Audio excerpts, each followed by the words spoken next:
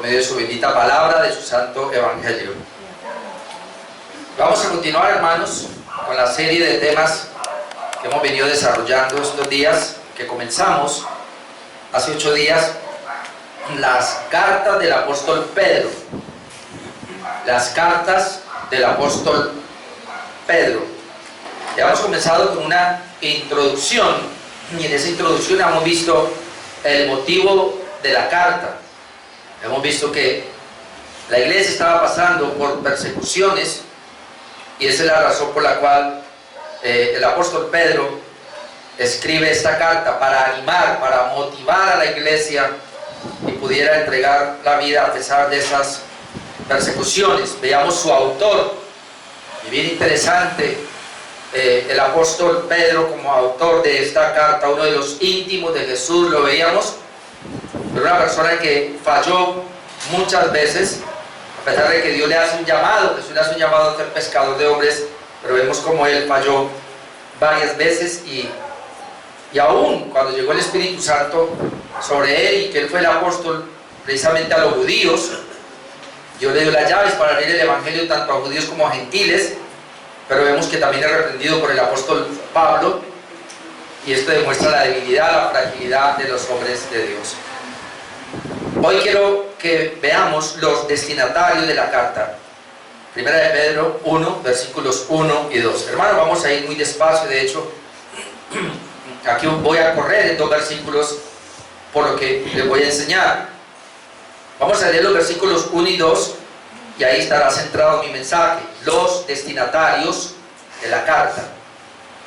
Dice: Pedro, apóstol de Jesucristo, a los expatriados de la dispersión en el Ponto, Galacia, Capadocia, Asia y Bitinia, elegidos según la presciencia de Dios Padre en santificación del Espíritu, para obedecer y ser rociados con la sangre de Jesucristo. Gracia y paz os sean multiplicadas. En esos 2 versículos, hermanos, hay mucha doctrina, y yo pudiera hablar por lo menos de 5 doctrinas ahí, pero vamos despacio. El apóstol Pedro escribe a los expatriados, que son los elegidos de Dios. El apóstol Pedro escribe a los expatriados, que son los elegidos de Dios. Ahora, muy importante esto, hermano, porque entonces ese va a ser el tema de hoy. Los destinatarios del apóstol Pedro son los expatriados en la dispersión, pero ellos son los elegidos de Dios. Esos son 2 puntos que voy a tratar hoy: los expatriados de la dispersión y los elegidos de Dios. Eso es lo que vamos a mirar, esos destinatarios. Vamos entonces con el primer punto, número 1. ¿Quiénes son estos destinatarios a los cuales les está escribiendo el apóstol Pedro? Primero, son los expatriados en la dispersión. Versículo 1. Pedro, apóstol de Jesucristo, a los expatriados de la dispersión en el Ponto, Galacia, Capadocia, Asia y Bitinia. A ellos son los que él escribe. Primero, Pedro se describe, hermanos, como un apóstol del Señor Jesucristo. Pedro, apóstol del Señor Jesucristo. Y era bien interesante, hermanos, esta descripción, porque ser apóstol del Señor Jesucristo implica que Jesucristo fue quien lo llamó a ser apóstol de Él. Él no se llamó, Él no apareció. Jesucristo lo buscó, Jesucristo fue donde Él estaba, y desde allá lo escoge, lo llama, lo selecciona para que sea apóstol de Jesucristo. Yo sepa, la Biblia me habla de 13 apóstoles del Señor Jesucristo. No entiendo el número, podríamos decir hasta 14. Él escoge a 12 iniciales, los 12 apóstoles de Jesús. Uno se tuerce, luego es reemplazado por Matías, ahí ya van 13. Pero bueno, no contemos a Judas, son 12 entonces. Pero luego aparece el apóstol Pablo, también escogido por Jesús, a quien Jesús mismo se le aparece también. Entonces decimos que hay 12 apóstoles más Pablo. No puedo decir más. Así lo presenta la Biblia. Y todo aquel que se levante hoy con el título de apóstol no es apóstol, es un falso. Usted lee Apocalipsis y le dice a una de las iglesias, y alaba a una de las iglesias porque has probado a los que se dicen ser apóstoles y no lo son, y los has llamado mentirosos, ¿verdad? Entonces es lo mismo, la iglesia tiene que llamar mentirosos a todos aquellos que ostentan un título de apóstol, y lo peor, apóstola.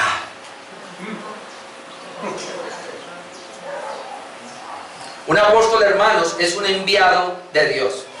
Y aunque ese término se puede usar como misionero, es alguien a quien Dios envía. Pero en este caso, enviado por Jesucristo.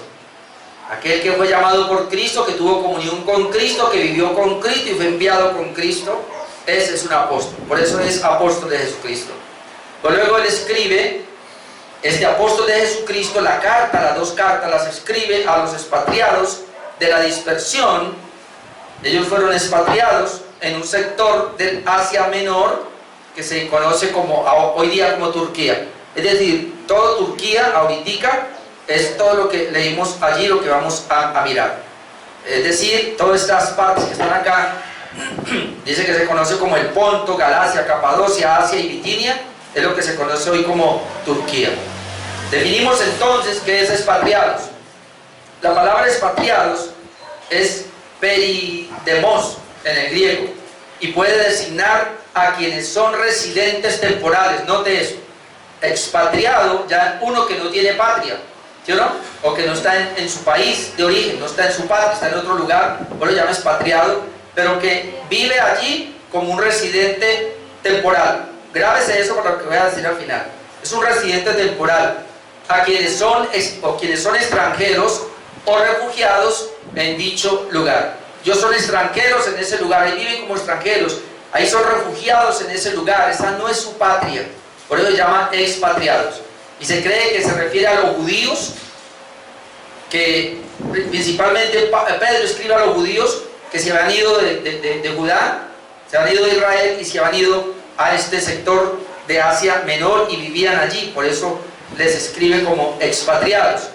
Y también usa la palabra dispersión, porque dice a los expatriados de la dispersión. Esta palabra dispersión, hermanos, también se traduce, o se traduce mejor, de la palabra diáspora. La palabra diáspora viene de donde se deriva otro término castellano que es dispersos. Todos los dispersos. Entonces, cuando usted escucha ese término, la diáspora, se refiere a todos los dispersos. Judíos que no están en su ciudad, judíos que no están en su nación, sino que están dispersos en otras naciones, se les conoce como la diáspora. Entonces Pedro escribe a los expatriados de la dispersión, los que están dispersos. ¿Ven eso qué tiene que ver con nosotros? Es bien interesante porque Pedro les escribe a ellos diciendo: Israel, Judá es su nación, pero ustedes están viviendo en una nación que no es su nación. Allí ustedes son expatriados, allí ustedes están de paso, ustedes no pertenecen ahí, esa no es su ciudad, ese no es su país. Aplicándolo a nosotros, hermano, pudiéramos ver en estos pasajes como el mismo Pedro lo hace ver, y le voy a mostrar en 1 de Pedro 2:11. mire cómo los llama. El mismo 1 de Pedro 2:11 dice: amados, yo os ruego como a extranjeros y peregrinos que os abstengáis de los deseos carnales que batallan contra el alma. Los llama allí extranjeros y peregrinos. Bien interesante esa parte, porque ellos son extranjeros en ese lugar. Ellos son peregrinos. ¿Qué es un extranjero? Esa no es mi patria. ¿Qué es un peregrino? Uno que va de paso. También podemos ver en 1 de Pedro 5:13. Mire lo que dice en 1 de Pedro 5:13. A la iglesia que está en Babilonia, elegida juntamente con vosotros, y Marcos, mi hijo, os saluda. Qué interesante acá, porque cuando Pedro se está despidiendo de la iglesia en la primera carta, él está diciendo: yo escribí a la iglesia que está la iglesia que está en Babilonia, pero esa iglesia que está en Babilonia es elegida juntamente con vosotros, Marcos y mi hijo os saluda. Bueno, ¿qué es la iglesia que está en Babilonia? Está presentando a la iglesia en un lugar. Y entonces inmediatamente nos lleva a nosotros cuando Israel también estaba expatriado en un lugar que no era su lugar y lo llama Babilonia. Usted puede ver a muchos los que se levantaron allí, profetas como Jeremías, como Daniel, que ellos estaban cautivos en Babilonia. Ellos estaban en esa ciudad de Babilonia, pero eran extranjeros, eran peregrinos, eran expatriados. Y entonces los llaman la iglesia que está en Babilonia. Lo que está diciendo, en otras palabras, porque ese término Babilonia se puede aplicar para nosotros como el mundo. La iglesia que está en el mundo.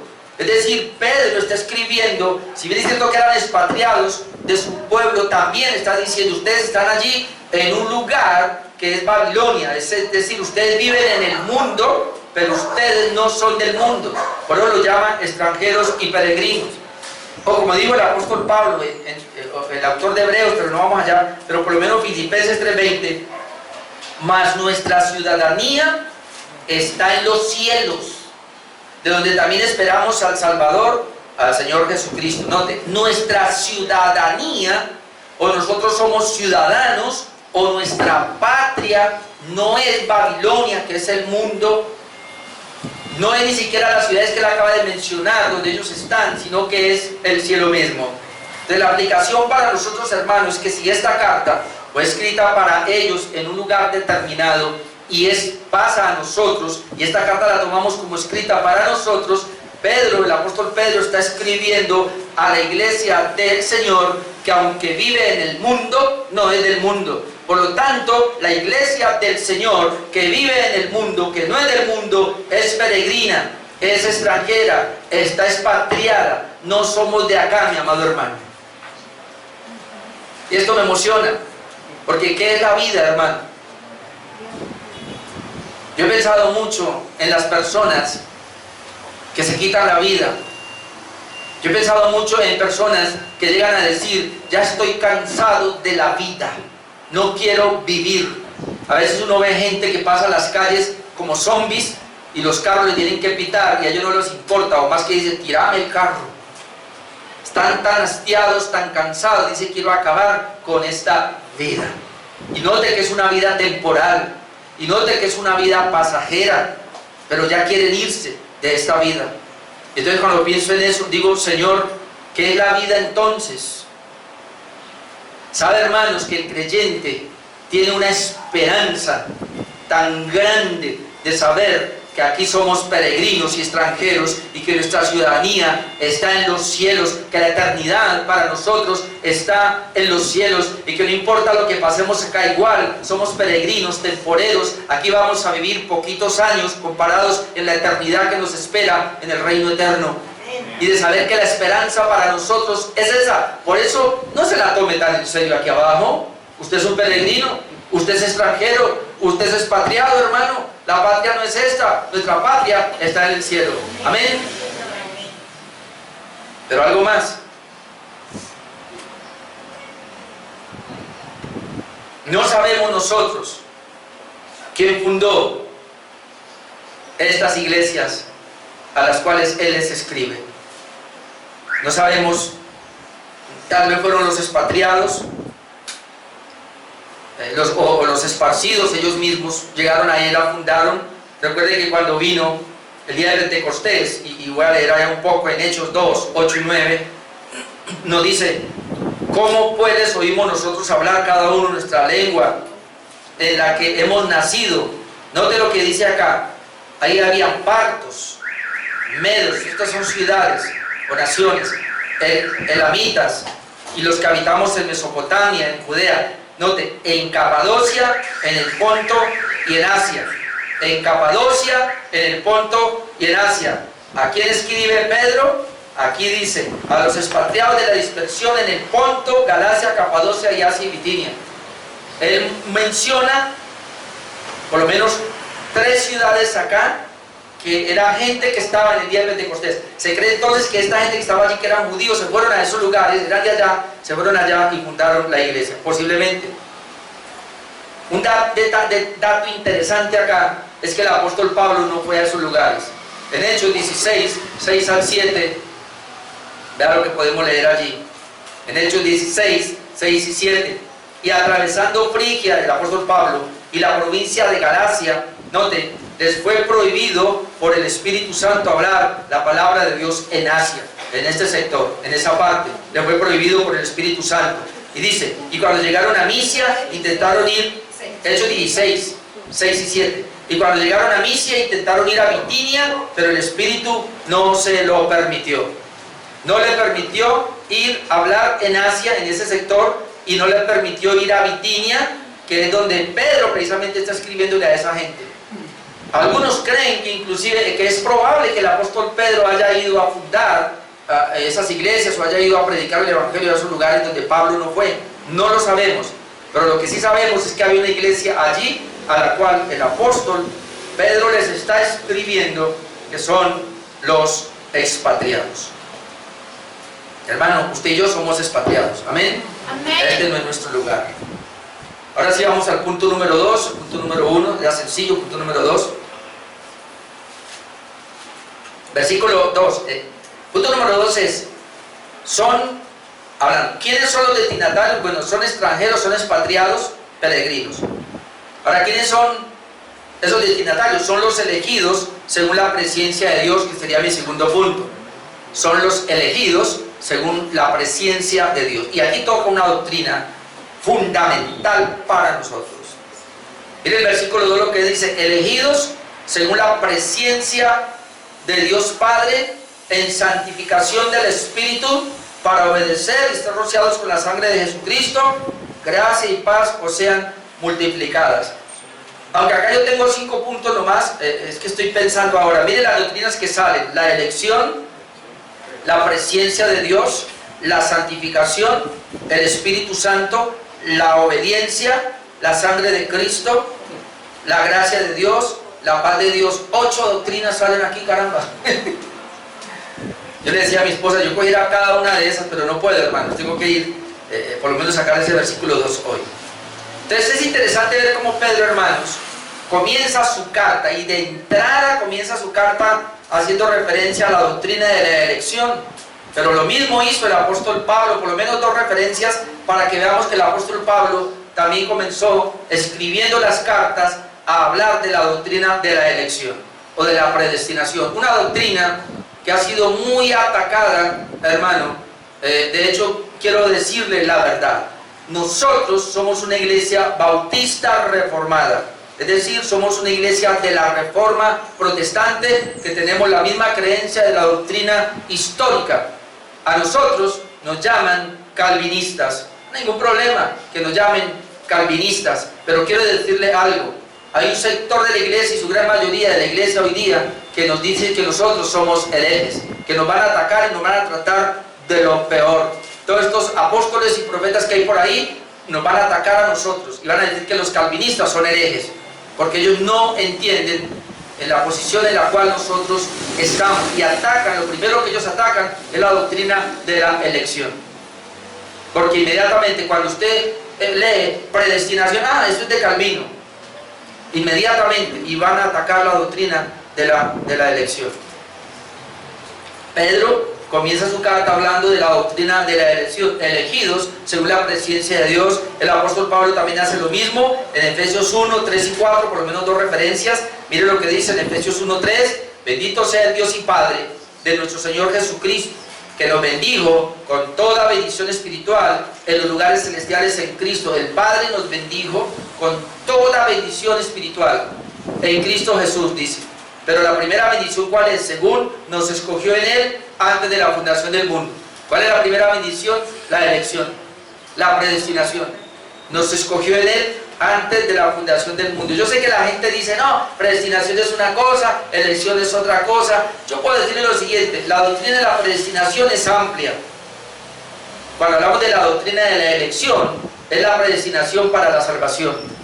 Porque la doctrina de la predestinación es un más amplio, en el sentido de que uno está predestinado inclusive no solo a la salvación, sino también para cumplir ciertas características, para cumplir ciertas funciones. En ese sentido somos predestinados. Pero la predestinación, obvio, tiene que ver con la elección, porque nos predestinó para la salvación, o nos eligió para la salvación. Hermano, esta doctrina de la elección hace callo en las personas. sobre todo en los humanistas, en aquellos que creen que ellos pueden aportar algo para la salvación, entonces le hace callo, porque la doctrina de la elección implica que Dios salva desde su propio corazón y que no es que Él dio una posibilidad de salvación para ver quién puede salvarse. No es que el Señor tiró un flota, ¿cómo se llama? Estamos en un mar, un salvavidas, y agárrese quien pueda. Entonces yo tiro el salvavidas allá que es Jesucristo al mar del pecado, y entonces el Señor comienza a hablar y quien se agarró salió. Así no es, hermano. La doctrina de la elección es esta: el mundo del pecado, toda la humanidad estaba ahí, pero ni siquiera estábamos nadando, estábamos muertos en el fondo del mar. Y el Señor no tiró un salvavidas, el mismo salvavidas fue Jesucristo, que se metió hasta el fondo del mar, lo agarró a usted y me agarró a mí, y me sacó, y cuando me sacó, me dio vida para que yo me diera cuenta que Él me había sacado de allá. No como yo entiendo la doctrina de la elección, pero esto a la gente no le gusta, porque la gente cree que Él tiene cierta capacidad para llegar a Dios. Mira lo que dice Tito 1:1, Pablo vuelve y comenzando la carta le escribe a Tito, y en el mismo versículo 1 dice: Pablo, siervo de Dios y apóstol de Jesucristo, note, conforme a la fe de los escogidos de Dios, conforme a la fe de los escogidos de Dios y el conocimiento de la verdad, que es según la piedad. Pablo habla y tira de entrada la doctrina de la elección. Por eso el pastor John MacArthur, en su comentario, él dice lo siguiente, y me llamó la atención. Dice: Pedro empieza su carta escribiendo de una de las doctrinas más controversiales y odiadas, y lo hace sin vacilación, sin disculparse, sin esfuerzo destinado a paliar y sin ninguna explicación o postergación a argumentos en contra. Declara esta verdad de la soberana elección por lo que es una realidad reconocida y creída entre los apóstoles y en la iglesia. Sin embargo, hoy esta doctrina innegablemente verdadera es cuestionada por muchos y despreciada por muchos otros. La cuestionan, pero está en la Biblia, así que nosotros tenemos que mirar eso. En este versículo 2 encuentro por lo menos 5 doctrinas, hermano. Vamos a mirarlas. Bueno, le dije 8, pero por lo menos 5. La primera doctrina, hermanos, y vuelvo a leer el texto: elegidos según la presencia de Dios Padre en santificación del Espíritu, para obedecer y ser rociados con la sangre de Jesucristo, gracia y paz os sean multiplicadas. Primero, Pedro escribe a los creyentes que han sido elegidos o predestinados por Dios. Entonces la primera doctrina es la doctrina de la elección, o la doctrina de la predestinación, porque dice elegidos o escogidos o predestinados según la presencia de Dios. La elección, hermanos, es una doctrina céntrica de la salvación. Sin ella no hay salvación. Yo quiero que entienda eso. Es céntrica. Sin ella, sin la elección, no hay salvación. En 1 de Pedro 2:9 leemos lo siguiente. Dice Pedro allá: mas vosotros sois linaje escogido. Note. ¿Qué le dice a la iglesia, a esos expatriados que somos nosotros? Somos linaje. La palabra linaje es descendencia. Somos linaje escogido. Luego le dice real sacerdocio, nación santa. Anote acá: pueblo adquirido por Dios. La iglesia es pueblo adquirido por Dios. Dios fue el que adquirió a ese pueblo. Dios fue el que eligió a ese pueblo. A mí me gustan algunas comparaciones que se hacen, aunque no son obviamente tan exactas, pero una comparación que me gusta es que tú tienes la esposa que tú elegiste. Yo y mi mamá lo sabe. Mi esposa no le gusta que yo hable así, pero yo tenía muchas para elegir.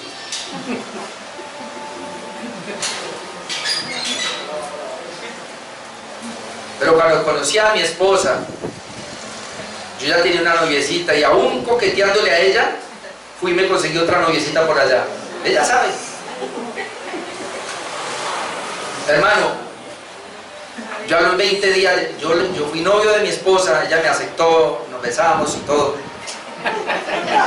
Y a los 20 días le terminé a la otra. en serio. Hermanos, y le digo la otra quién era. Estudiaba conmigo en el seminario. Y los pastores decían, es esa. Mi esposa iba a la iglesia por ahí así. De hecho, me tocó discipularla. Y yo hice el trabajo completo. Yo la elegí a ella. Y usted, varón, la eligió a ella.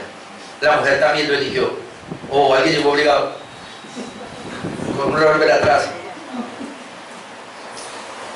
A mí me gusta esa comparación porque Dios tiene una novia, tiene una esposa y se va a casar con ella, se llama la iglesia. Y de todo el mundo, hermanos, el Señor eligió a su novia y dijo, usted es la mía, es la que yo quiero.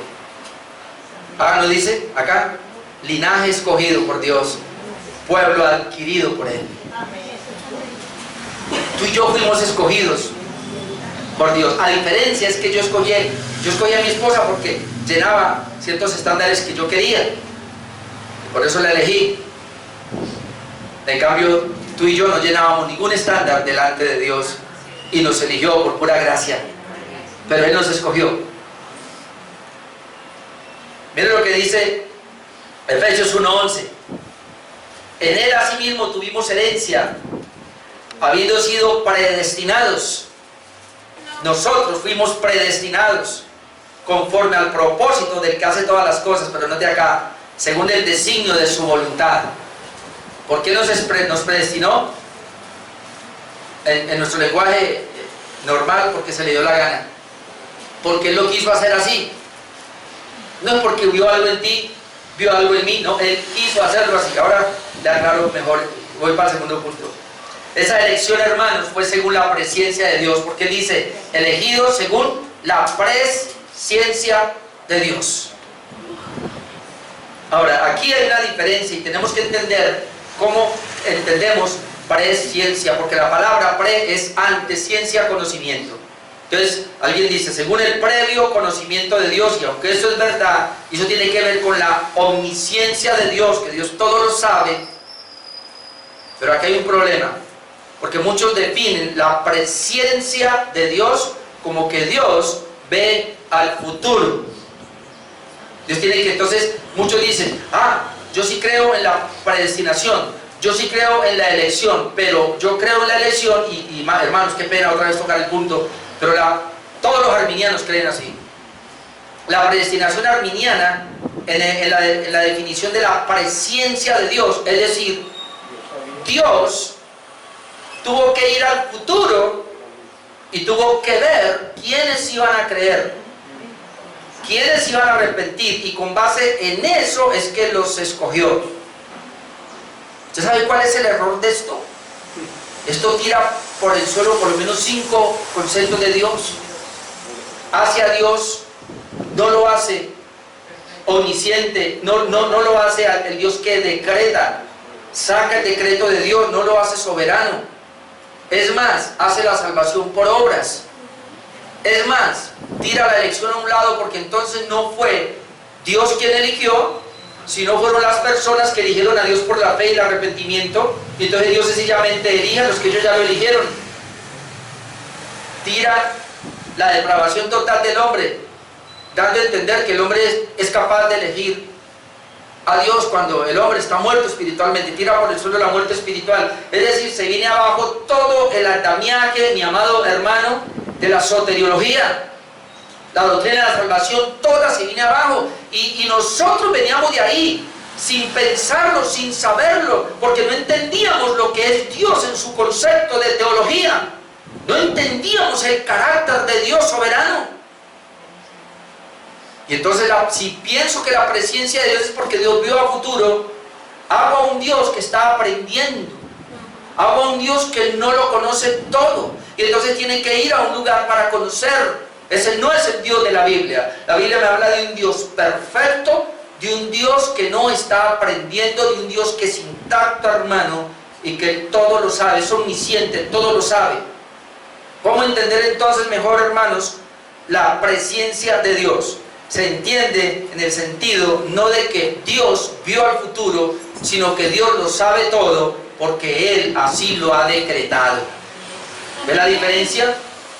Dios es tan completo, Dios es tan pleno, que cuando Él elige a una persona en su presencia, es porque Él ya sabe el previo conocimiento de Dios, que dice Romanos 8, a los que antes conoció, Romanos 8, 29, a los que antes conoció, también los predestinó. ¿Saben? La presencia, ¿cómo la tenemos que mirar? En la soberanía de Dios, en el decreto de Dios. Que Dios, en su decreto acá, planeó la salvación de las personas, no de todas las personas. Dios planeó salvar un grupo de personas, y entonces Él hace el plan. Luego Él envía a Jesucristo con ese plan para que Cristo vaya a la cruz y muera por esas personas a las cuales Él determinó salvar en la eternidad. Entonces Cristo va y muere por esas personas que Cristo determinó salvar en la eternidad. Y ahora el Evangelio le es predicado a todo el mundo, pero el Espíritu Santo cogerá ese Evangelio y lo pondrá en el corazón de aquellos que el Padre determinó salvar, por aquellos por los cuales el Hijo murió por ellos, y el Espíritu Santo les aplica esa redención al corazón, y entonces ahí es donde la persona comienza a creer en Cristo, a venir en arrepentimiento y fe, y ahora son hijos de Dios. Amén. Esto es duro para la mente humana, porque al hombre lo deja fuera de la salvación. El hombre no aporta ni una milésima para la salvación. Es una obra netamente de Dios. Y lo más duro acá de la predestinación: usted cree en un Dios elitista. Hermano, sé que esto es duro, pero Él es Dios y Él hace lo que se le dé la regalada gana, porque Él es Dios. Pero como es un Dios perfecto, lo que Él hace es perfecto, justo. La única justicia y la única perfección que tú y yo conocemos está en Dios, no en nosotros. Tú y yo somos criaturas caídas. Cerremos la boca ante Dios. Y yo no tenemos autoridad de venir y de decirle: ¿por qué haces eso? ¿Por qué lo hiciste así? Tal vez tú y yo nunca comprendamos la doctrina de la elección, pero Dios decidió hacer eso, y eso es lo que dice su palabra. Juan 15, 16. Yo no voy a hablar de la predestinación, por eso voy solamente a algunos versos. Juan 15, 16. Dice Cristo: no me elegisteis vosotros a mí, sino que yo os elegí a vosotros. Un texto más claro. Claro, la parte otra, van a decir: ahí le está hablando a los discípulos. ¿Y acaso los discípulos no respetan la iglesia? Si lo hizo con ellos, lo hizo con nosotros. Yo os elegí a vosotros y os he puesto para que vayáis y lleven fruto. Segunda de Timoteo 1:9. Segunda de Timoteo 1:9. Quien nos salvó y llamó con llamamiento santo. Note, salvó, llamó a la salvación con un llamamiento santo, no conforme a nuestras obras. El punto es que si yo creo en esa presencia de Dios que Él fue a ver y eligió a los que iban a creer, entonces eso es por obras. Porque entonces es sencillo: como Él iba a creer, como Él iba a cambiar. Es que Él es de lo mejorcito. Muchos creen en la elección como que Dios escogió de lo mejorcito. No, dice: Él nos salvó y llamó con llamamiento santo, no conforme a nuestras obras. No conforme a nada tuyo, sino según el propósito suyo.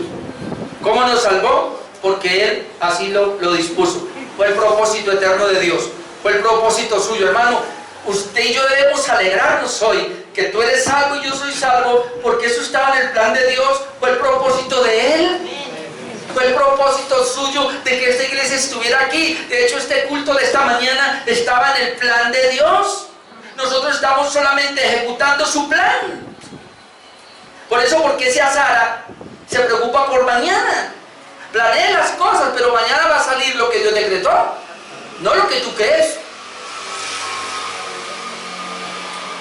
Pero mire algo más: quien nos llamó, nos salvó y llamó con llamamiento santo, no conforme a nuestras obras, según el propósito suyo, y la gracia que nos fue dada en Cristo Jesús. Yo pensaba en esto, Señor, fue su propósito, pero para eso tuvo que darme una gracia. ¿Sabe qué es la gracia? Yo no lo merezco.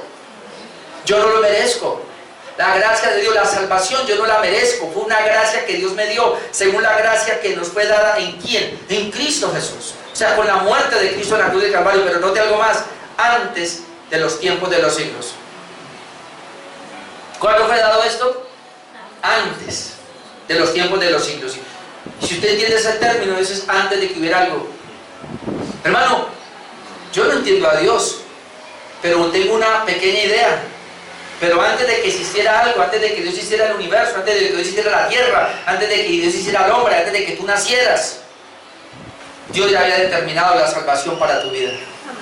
En un propósito eterno.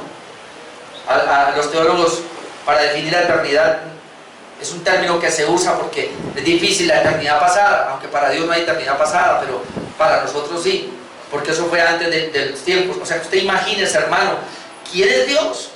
Yo me pongo a pensar quién es Dios y yo solamente me quedo con la palabra porque entonces mi mente no aguanta, me exploto. Pero antes de que hubiera algo, antes de que Dios hiciera tan siquiera la primera persona, ya en su plan estaba hacer a la humanidad, y ya en su plan estaba darle a usted vida, y ya en su plan estaba salvarlo a usted. Amén. Eso solamente cabe en un Dios todopoderoso y todo perfecto como es Dios. Pero la gente viene encima, eso es ser determinista, hermano. Acomoden lo que quieran, pero ese es el Dios que yo conozco en la Biblia. Un Dios que no está aprendiendo, un Dios que es tan perfecto, tan puro, mi amado hermano. Un Dios tan pleno. O explíqueme usted, ¿cómo es que Él me salvó? ¿Cómo es que Él me llamó? No según mis obras, según mi comportamiento, sino según el propósito suyo y la gracia que nos le da en Cristo Jesús antes de los tiempos de los siglos. Antes, ¿cómo fue eso? Si Cristo murió hace 2000 años. Si tenemos cronológicamente en la Biblia, Adán vino a la tierra hace más de 6.000 años, 6.000 años. ¿Cómo fue que antes de que existiera esto ya el Señor había determinado la salvación para tu vida y para tu alma? Sabe que Dios no está aprendiendo ni está cambiando las cosas. El Señor lo único que está haciendo ahora es ejecutando su plan. El día que tú recibiste el Evangelio, el día que tú recibiste el llamado, el día que tú respondiste a la salvación, hermano, sencillamente era el cumplimiento de un plan que Dios había decretado antes de la fundación del mundo. Por eso yo me gozo en la elección. Para comprender un poquito mejor este tema de la presencia de Dios, de cómo funciona la presencia de Dios en el decreto de Dios para la salvación, pues la única manera que yo tengo para explicar un poco con un pasaje es mirar el decreto de Dios y el sufrimiento de Cristo en su decreto y en su presencia. Los sufrimientos de Cristo en los decretos de Dios y en su presencia. Hechos 2, 22, 24, por favor, si quiere vaya allá para que lo mire. Hechos 2, 22, 24, y entendiendo esto, podemos medio entender, digámoslo, aunque esto es por fe, lo recibimos por la fe, pero ahí está, pues se nos va clarificando. Hechos 2, 22, varones israelitas, oíd estas palabras. Está hablando aquí el apóstol Pedro precisamente, por eso él cree en la elección, por eso él dice a los elegidos según la presencia de Dios, porque él dice, Jesús Nazareno, note, varón aprobado por Dios. ¿Quién era Jesús? Varón aprobado por Dios. ¿Cómo fue aprobado? Entre ellos, con las maravillas, prodigios y señales que Dios hizo entre vosotros por medio de él. Dios lo aprobó y lo manifestó su aprobación a través de todo lo que el Señor hizo, como vosotros mismos sabéis. Ahora note el verso 23. A este, es decir, a ese Jesús aprobado por Dios, entregado por el determinado consejo y anticipado conocimiento de Dios, prendisteis y matasteis por manos de inicuos, crucificándole, al cual Dios levantó, suelto los doctores de la muerte, por cuanto era imposible que fuese retenido por ella. ¿Qué es lo que tú y yo sabemos? Sabemos esto. Ustedes prendisteis a Jesús, ustedes matasteis a Jesús, acusando a los judíos, por manos de inicuos, crucificándole, pero Dios lo levantó, Dios lo resucitó. ¿Sí? Eso fue lo que pasó, y usted y yo creemos eso. Pero ¿qué de la primera parte del 23? A este, entregado por el determinado consejo y anticipado conocimiento de Dios. Ese anticipado conocimiento de Dios es la misma presencia de Dios. Dios sabía los dolores de Jesús. Dios sabía la muerte de Jesús. Dios sabía que los judíos lo iban a entregar. Dios sabía que él iba a sufrir, que iba a la cruz, que iba a morir por nosotros. ¿Pero por qué lo sabía? Por el anticipado conocimiento de Dios, por la presencia. ¿Pero por qué? Porque entregado por el determinado consejo. El determinado consejo. Y si alguien quiere decir que somos deterministas, ahí está por lo menos la palabra determinado. Es decir, Dios lo determinó así. Dios lo decretó así. O Dios planeó, digámoslo, o si quiere, lo escribió así. Ese es su plan original. Y luego lo lleva a cabo. Y en el plan estaba que Cristo iba a ser rechazado, que Cristo iba a sufrir, que Cristo iba a padecer, que Cristo iba a morir por nosotros, porque así estaba escrito, y esa se llama la presencia de Dios. Así que Dios conoce lo que va a pasar en el futuro, no porque tiene que ir al futuro para verlo, o porque es un adivino, o porque es un mago, o es un profeta que se le está revelando algo no sé de dónde. No, Él sabe lo que va a pasar porque Él mismo así lo escribió. Como alguien dijo, y otra vez las referencias, o en este caso las comparaciones no son tan buenas a veces, pero es como alguien escribió una novela, ¿no? No sé si es parecido, pero escribió su formato, ¿cómo se llama eso? ¿Cómo es que llaman eso? El guión, escribió el guión, y entonces al actor se lo pasa y hace exactamente lo que está aquí. No lo puede alterar. Dios escribió el guión de la redención eterna, de la predestinación de la elección, y ahora está ejecutando su propio guión. Hermano, y le digo algo, y eso no lo va a cambiar, porque su palabra es perfecta, porque su palabra es inmutable, y Él no va a cambiar. Y sé que aquí es donde nos acusan, pero si Dios eligió salvar a una persona, esa persona es salva por su decreto. Se le aplica la obra de redención, obviamente, la persona va a responder y por eso se le da la fe, el evangelio. Pero aquí está lo otro, que es lo más cruel, porque la elección, los que están estudiando conmigo los jueves, yo les envío un material. Yo ya me leí el primer capítulo, lo leí el viernes, que tiene que ver precisamente con esta parte de la elección, hermano, y eso es tan brutal ahí, esa lectura, que yo me quedé aterrado, yo me gozaba en esa parte de la elección. Entendemos por qué nos eligió incondicionalmente, sin ninguna condición. La elección está en Él, pero si Él nos eligió, y aquí es donde está lo meollo y lo más grave y lo más duro, eligió para salvación, automáticamente elige a otros para condenación. Cuando el Señor determinó en su eterno consejo salvar un grupo de la humanidad que se llama la iglesia, los creyentes, las ovejas, automáticamente determinó dejar a los otros en su condenación y enviarlos al infierno. Eso hace a Dios un ser insuperable. No tenía por qué salvarnos a nosotros, no tenía por qué elegirnos a nosotros. Debió enviarnos al infierno a todos, pero no lo hizo. Si Él hubiera querido, hubiera salvado a todos. Tiene todo el poder para hacerlo, lo pudiera haber hecho, salvar a toda la humanidad caída, pero no lo hizo. En su consejo estaba: haré la humanidad, pero todos depravados, pecadores, vienen en contra de mí, en contra de mi ley, no me buscan a mí, no me aman, no me quieren, no quieren depender de mí, quieren depender de sí mismo. Pero aún así, yo voy a elegir un grupo y los voy a traer para que sean mi pueblo. Y esto sería para que nadie se jacte en su presencia y para que todos le demos la gloria a Él y que digamos rendidos delante de Él por su elección. Amén. Doctrina número 3. Esa elección se hizo en santificación del Espíritu.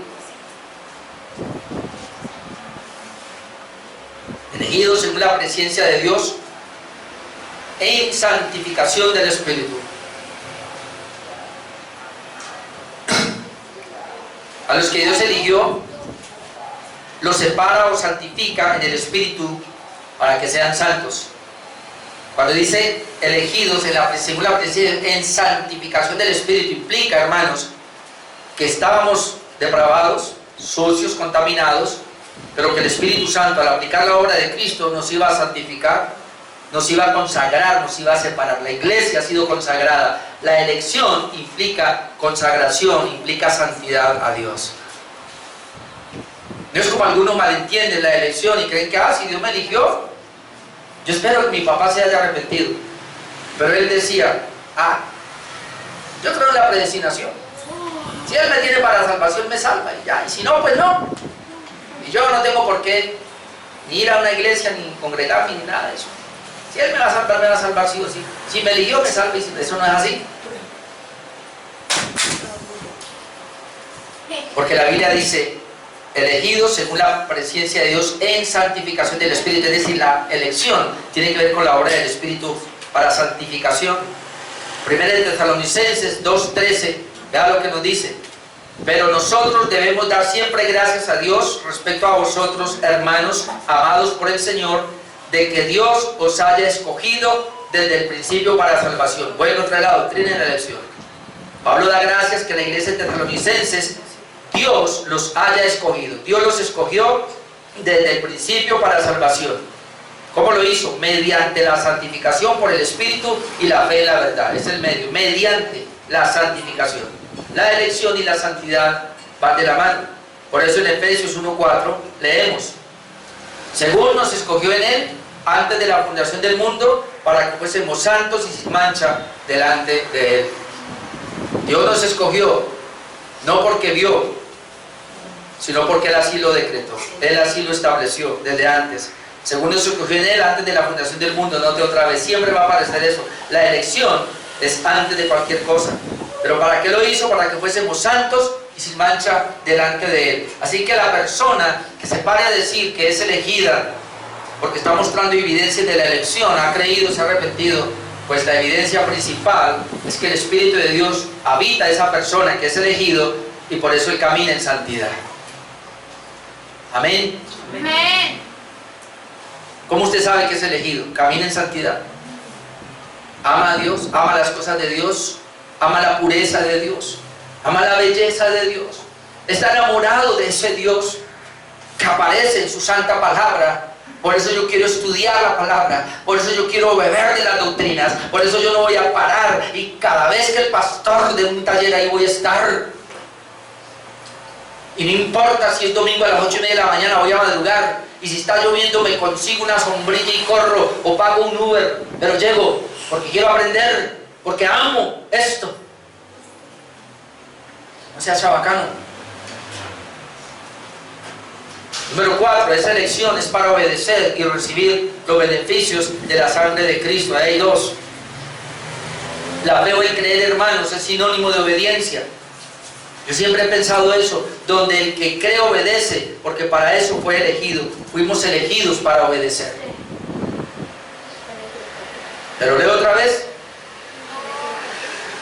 Elegidos según la presencia de Dios Padre. Esto fue de Dios Padre. ¿Cómo lo hizo? En santificación del Espíritu. ¿Para qué lo hizo? Para obedecer. ¿Para qué lo hizo? Para obedecer. No me diga que usted es elegido y si usted es un desobediente. Y obedecer aquí es la palabra. No es lo que usted cree que debe ser. Y es todo. No es una partecita. No digo quién, pero aquí hay alguien que decía: yo obedezco a Dios en todo menos en eso. No sabe ustedes quién es Dios. Yo le pido perdón a Dios por no poder obedecer, pero yo no le puedo decir: Señor, aquí no, en esto no. Si usted aparece y dice: en esto no, déjeme decirle que es su sí mismo, que falta morir, falta renunciar, que somos incapaces, obviamente, pero así lo estableció el Señor. No es porque obedecer lo salve, no, usted ya es salvo, pero ¿cómo lo evidencia que es salvo? Por la obediencia. Pero muchas personas creen que obedecen a Dios y no necesitan obedecer a su pastor. Déjeme decirle que lo que yo traigo acá es la palabra de Dios.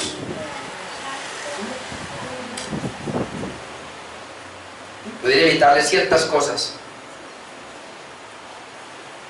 La elección, hermanos, nos hace ser beneficiados del perdón para justificación y para santificación por medio de la sangre de Cristo. No solamente la elección elegidos según la presencia de Dios para obedecer.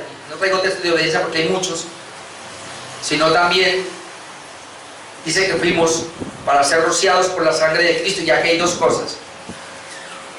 Obviamente aquí está hablando, y ahora vamos a ir a Hebreos 9:13, donde nos está hablando de cómo se necesitaba la sangre para santificar, para separar el altar y aún el mismo pueblo de Dios, y se rociaba la sangre, y se está tomando lo mismo de allá para decir que en esta elección, que es un pacto de Dios, un nuevo pacto, en la elección, que lo hace el Espíritu Santo, para que ellos obedezcan.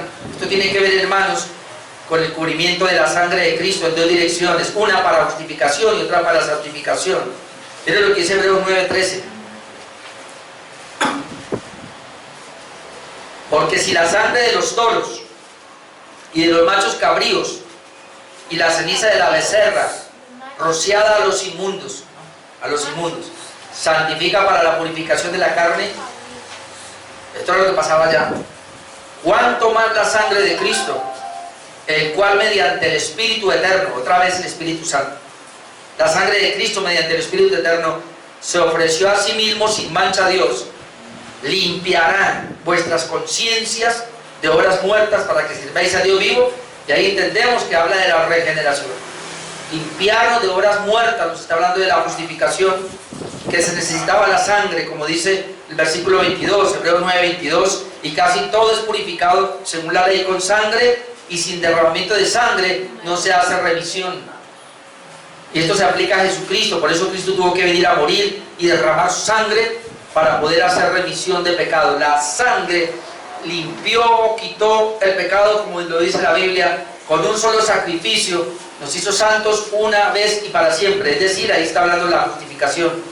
Pero la sangre de Cristo la seguimos necesitando en nuestros días. ¿Por qué? Porque tú y yo seguimos pecando. Entonces, aquí hay dos cosas. Dice que fuimos, voy a leer esto otra vez, elegidos según la presencia de Dios en santificación del Espíritu para obedecer. Y algo más, y ser rociados con la sangre de Jesucristo. Este rociamiento de la sangre de Jesucristo está en dos doctrinas, que es la justificación y la santificación. En la justificación fue hecha una vez y para siempre.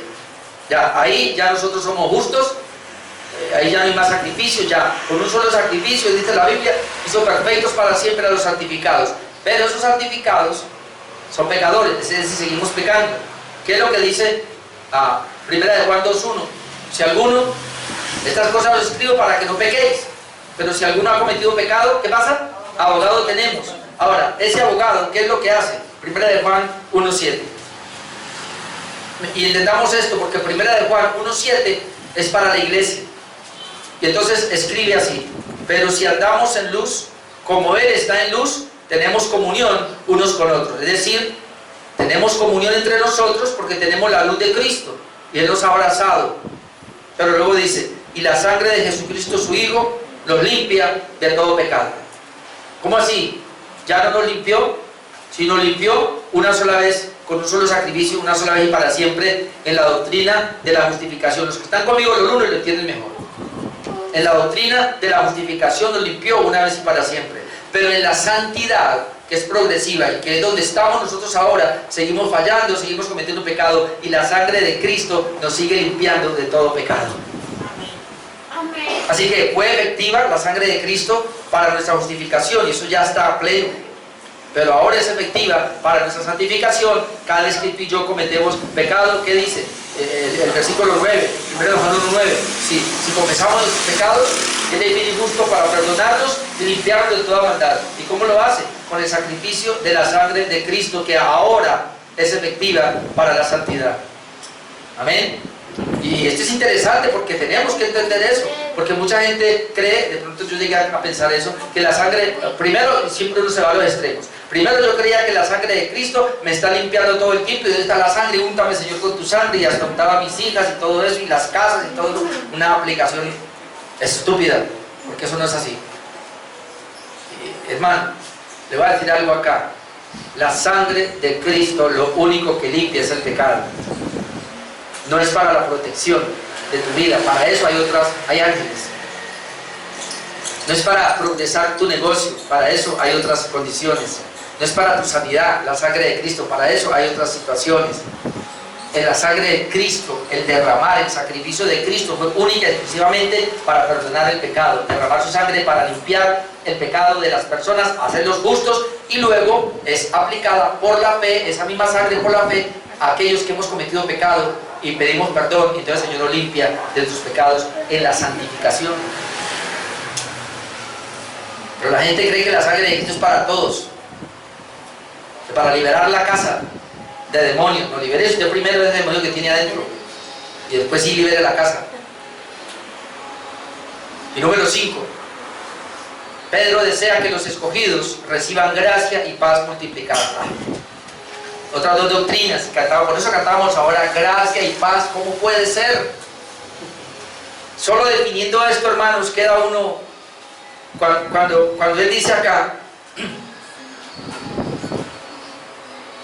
otra vez, elegidos según la presencia de Dios Padre, en santificación del Espíritu, para obedecer y ser rociados con la sangre de Cristo. Entonces ahora este es el deseo: gracia y paz os sean multiplicadas. ¿Puede multiplicarse la gracia? Claro, crecer en la gracia. ¿Puede multiplicarse la paz? Claro. Pero pensemos en esto: ¿qué es la gracia? Sencillo, hermanos. Lo que tú no mereces, que Dios te da. Es el favor inmerecido. Todo lo que Dios te da es gracia. Tú no lo mereces. Todo lo que Dios me da es gracia. Entonces cada día necesitamos esa gracia sea multiplicada, crezca en nosotros. ¿Qué es la paz? Y sé que está hablando primero de la paz con Dios, porque la paz es un problema de enemistad, y tú y yo teníamos enemistad con Dios, éramos enemigos de Dios por nuestro pecado. Cuando Cristo muere en esa cruz, hermano, y hace la reconciliación, dice la Biblia que hay paz con Dios. De hecho, leamos el texto, Romanos 5, 1 y 2. Justificados pues por la fe, ya hemos sido perdonados, tenemos la justificación. Por la fe tenemos paz para con Dios. Sin justificación no hay paz para con Dios. Y aquí está hablando de una paz, hermano, que el hombre puede tener para con Dios. No está hablando de la paz entre los hombres, está hablando de la paz para con Dios. Esa paz debe ser multiplicada. ¿Por qué dice Pedro que sea multiplicada? Porque en algún momento se nos puede, ya estamos reconciliados con Dios en la justificación, pero en la santificación, debido a tu pecado y a mi pecado, podemos estorbar eso, podemos entorpecer eso, y entonces necesitamos que sea crecido eso, hermanos, en la santificación, para que haya mayor comunión con Él, para que esa paz esté en nuestro corazón. ¿Usted no ha notado algo, mi amado hermano? Cuando usted no anda como muy bien y se le aflojó un tornillo por ahí y está como cometiendo pecados, usted no siente un vacío en su corazón, algo que no funciona, es intranquilo, hasta el perro lleva, ¿verdad? Yo lo he experimentado, mi amado hermano, es una gran realidad. Pero cuando usted está en armonía con Dios, en comunión con Él, usted es un amor. Usted quiere estar en paz con todo el mundo, hasta quiere ir y abrazar al vecino que lo está fregando, porque esa paz con Dios, hermano, lo hace ser realmente acorde al carácter de Dios. Y dice aquí cómo fue: justificados pues por la fe, tenemos paz para con Dios por medio de nuestro Señor Jesucristo, porque también tenemos entrada por la fe a esa gracia. Ahí están las dos, paz y gracia. Esto paz y gracia lo usaron mucho, los apóstoles escribían, y hay un hermano, un pastor que dice, ¿cómo es? Gracia y paz para con ustedes, comienza así todo. Ya dijeron quién es. Y está bien, porque eso es lo que está diciendo: gracia y paz o sean multiplicadas. Ya lo dije en 2 de Pedro 3:18: ante bien crecer en la gracia y el conocimiento de nuestro Señor Jesucristo. Hoy compartí, hermanos, el tema de los destinatarios, de la carta. Y esos destinados de la carta son los expatriados en la dispersión. Y nosotros somos expatriados y estamos dispersos por todo el mundo. El pueblo de Dios está disperso, pero esta no es su patria, nuestra patria está en los cielos. Y hablé de que son los elegidos según la presencia de Dios, y ahí hay varias doctrinas, pero por lo menos aquí, hermano, nos permite aprender. Por lo menos tengo acá 4 cosas. Fuimos elegidos, hermanos, para ser santos. Amén. Fuimos elegidos para ser obedientes. Fuimos elegidos para tener un perdón garantizado cuando fallamos. Y fuimos elegidos para tener gracia y para tener paz que se va a multiplicar cada vez en nosotros. Así que, hermanos, esta carta comenzó muy alta. Hablaron de estas doctrinas tan maravillosas y tan preciosas que no solamente están en Pedro, aquí como la vimos, sino que están en el apóstol Pablo. Pablo las desarrolla mucho más, pero me quedé aterrado de ver cómo el apóstol Pedro las estaba poniendo ahí, que creían en esto, que es lo que nosotros creemos hoy día. Amén. Amén. Oremos.